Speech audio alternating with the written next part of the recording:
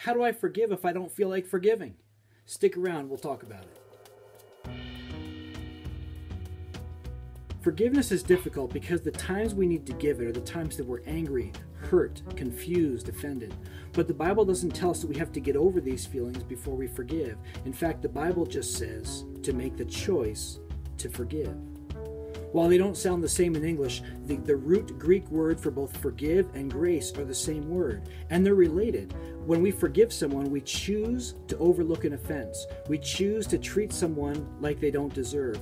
We choose to say what you did doesn't matter. As Christians, we are called to give the same grace, the same forgiveness that we've been given. Ephesians 4:32 says, "Be kind to one another, tender-hearted, forgiving one another as God in Christ forgave you."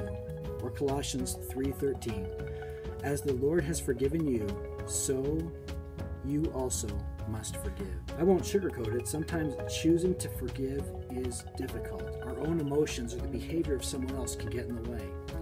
On one occasion, Peter went to Jesus and said, "Lord, how many times shall I forgive my brother when he sins against me?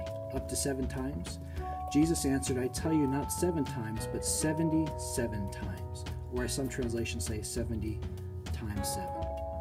It's difficult. How do we possibly make these changes? For myself, sometimes I can only choose to forgive after spending a lot of time praying about it. Sometimes I can choose to forgive after only reflecting on the grace that God's given me. How many times has God forgiven me when I don't deserve it? Finally, the Bible teaches that forgiveness is possible.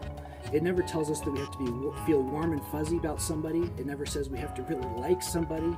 It says we need to choose to forgive someone, to extend an arm to say, you know what, you've done me wrong, but I'm going to choose to treat you as if you haven't. One final word of caution. The Bible also encourages us and commands us to be good stewards of what we've been given. And I think that would mean that we don't put ourselves in a position to be with someone who's abusive to us. So if someone is continually abusive, someone takes advantage of us, I think we can forgive that person. But the Bible never tells us that we need to continually put ourselves in a position with someone who is abusive.